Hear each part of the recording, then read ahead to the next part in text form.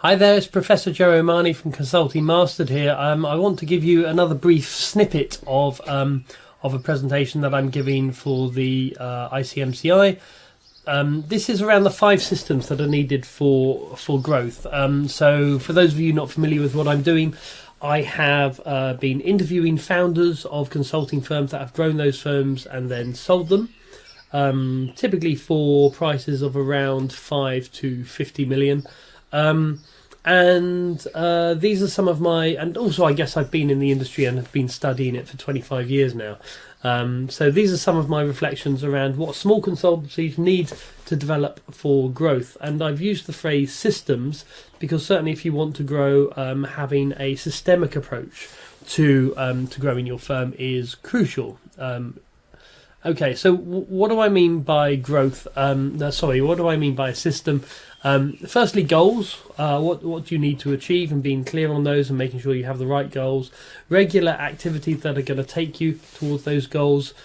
Some form of measurement of those goals, so you know how well your system is performing, and then a review that will hopefully tick the boxes, but also change the activities that you're doing if they're not working. So I've identified 5 systems that are relatively, in fact, pretty much universal in every one of the consultancies that I've seen. There are some exceptions. I'll talk about those in another video. But in the consultancies that have successfully grown and sold within 10 to 20 years, typically I guess around 12 years, this is what I have seen. So number 1, being the boss. Many consultants are overly focused on doing the consultancy rather than thinking about their firm as a strategic asset and what typically how a CEO would think about their firm. So this is taking time and space and having a system to separate the doing of consultancy to the thinking of consultancy. I believe the common phrase is working on the firm rather than in the firm. So the number one is having a growth mindset. There's lots of mindsets, and I've talked about this in other sessions. There's lots of mindsets that are associated with successful consultancies, but certainly at a minimum having one that is focused on growth as a strategic asset. And I want to talk just for a couple of seconds around this. It's a huge amount of work to grow and sell a consultancy, but it's also a huge amount of work to be a consultant and run your own firm. So, a lot of people are put off by the fact that, spending time being the boss of the consultancy takes a lot of time and effort. But my view on this generally is that if you are going to be running a consulting firm, it's better to be having the long days and lack of holidays for a short period, rather than throughout the entire life cycle, especially when you're adding value to the firm rather than just plodding along doing the same old thing. Anyway, so growth mindset, having a powerful niche. These are all, I guess, subsystems within the system of being the boss. Having a niche isn't something that you just choose and stick with. Choosing a niche is something that constantly needs to be monitored, and you need to have goals against that niche to make sure that you're in the right niche. That if the economy is changing, COVID is a very good example, that you have the ability to pivot and rebrand your products and services or unique value proposition. This gets to the core of what you are as a consultancy. And some changes you don't necessarily need to change the fundamental value proposition that you're giving clients. You might need to change the language and the presentation of it. So, for example, Taylorism, business process re-engineering, lean, they're all pretty much the same thing. But if you were selling business process re-engineering now, which some consultants are still doing, you're not going to be doing very well out of it. So there's a language thing there. But other pivots require you to fundamentally shift what you're doing, and that's very often down to economic changes, but also the fashion life cycle of firms. As a boss, you're responsible for the strategy and plan. I don't need to tell you about that. You know what one is, but certainly having a plan of how you are going to get to that 5 million mark is very important. Doesn't need to be a big business plan. It simply needs to be how many clients do you need, how many projects do you need, how many people are you going to need to support that. And finally, as the boss, you are in charge of the systems of systems. So the system of systems is having a system to manage all the systems that I'm about to tell you about now. And this is really just about reviewing them, monitoring them, setting the appropriate goals, etc. Okay, second system, expertise. As a consultancy, you compete in two markets. I would possibly argue three markets, but let's say two markets for the time being. Number one is the market for recruits.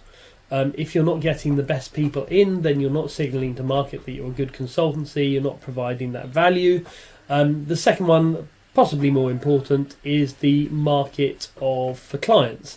And the market for clients is based on your expertise and demonstration of that expertise. So as a small consultancy, or indeed any consultancy, you need to be absolutely laser focused on the accumulation and improvement of your expertise. It's a fundamental way of improving your margins and improving your day rates, if you charge day rates, without breaking the structure of the firm, leverage models, utilization rates, etc. So how do you go about doing that? You need a system for absorbing niche knowledge. That might be doing research. It might be capturing things with the client when you're doing the work. It might be recruiting people who have expertise that you don't have. It might be working with partners. It might be simply sourcing expertise from third parties. However, that needs to be managed strategically in line with your value proposition. Are you absorbing the niche knowledge that you need to improve your expertise? Secondly, do you have a system for capturing your experience? I mean, every experience that you have with the client is a case study, should prompt them some thought leadership, should allow you to reflect on an article or a book that you've read recently, and that in turn will link to your thought leadership that I'll talk about in a minute. Is your expertise being stored effectively? Have you got a system for storing it and sharing it?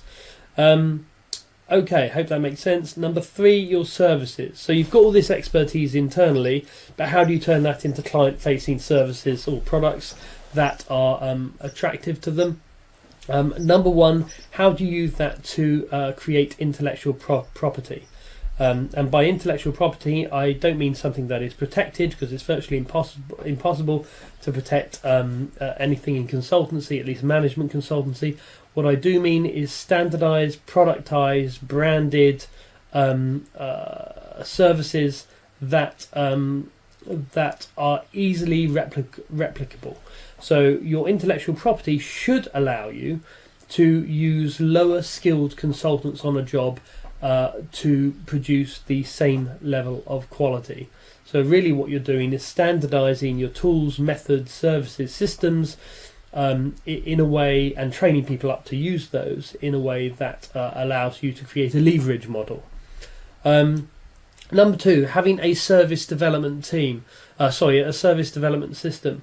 This is around linking your service development with your unique value proposition, but it's also around managing that service, having a system for developing services, testing them, branding them, training people up in them, but also retiring services. This is one thing that consultancies aren't very good at, is retiring services that are not generating the value that they want, or have kind of gone out of fashion or out of date. And also service alignment, having a system for your service alignment. So, you might have services A, B, C and D, but if they're not working together, if they can't be cross-sold, if there isn't an ability to exchange people between those services, then you're limiting the power of your firm to achieve value internally and externally.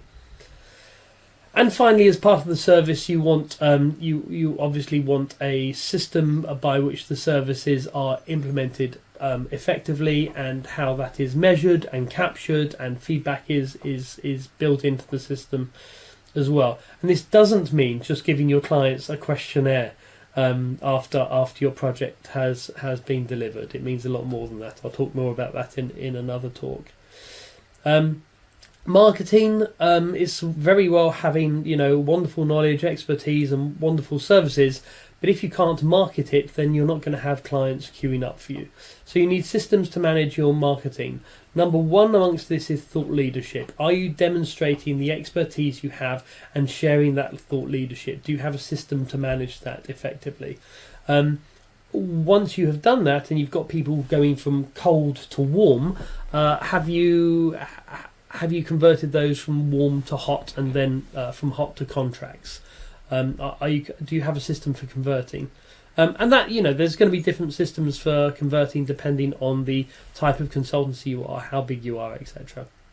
Do you have a system for managing your client relationships? And this isn't just about your existing clients; it's also about your potential clients as well. And this links with your thought leadership. And obviously, there's IT systems to do that, but there's also, systems and processes that you should be developing internally on more of a qualitative basis as well. Finally, your brand effectiveness system. How effective is your brand? Does it need changing? Is it being communicated well enough to the right stakeholders? And stakeholders might be clients, but they also might be potential buyers. I want to briefly reflect on something in marketing that I've seen a lot of. So most consultancies, small consultancies I'm talking about here, have a website. Some even do a bit of social media, and some might have a presence on LinkedIn. However, what I see a huge amount of is a complete disconnect. I mean, this having these three boxes pretty much describes what I'd say 50% of small consultancies do. The problem with having this is that there's no push to buy. There's no system associated with it. So how are you capturing the engagement? How are you following up with people that engage? Are you driving people to your website, to a newsletter? How are you capturing their details, storing and using those details? Some people do have a thought leadership blog, but again, a lot of the thought leadership material out there is really badly written.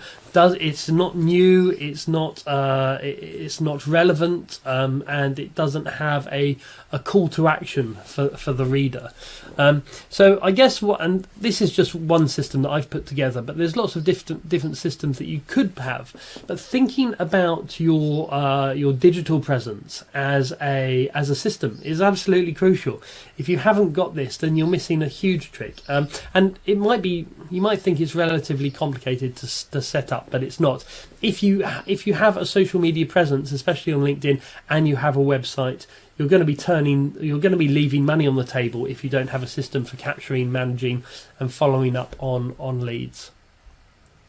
Final system is people. So I said earlier you compete in two markets as a consultancy. One is the client market, the market for expertise, and the other is the recruitment market. And that's not just about recruiting people, it's also about keeping the people. Those of you that have got to the sort of the stage where you are recruiting people, you will know it's incredibly difficult to keep ambitious, bright consultants in a small consultancy that doesn't necessarily have the brand cachet of Deloitte, McKinsey, PwC. So how do you do that? Well, you manage your culture. That's how small consultancies keep people. So enculturation is the ability for nations, tribes, and organisations to embed people within the culture.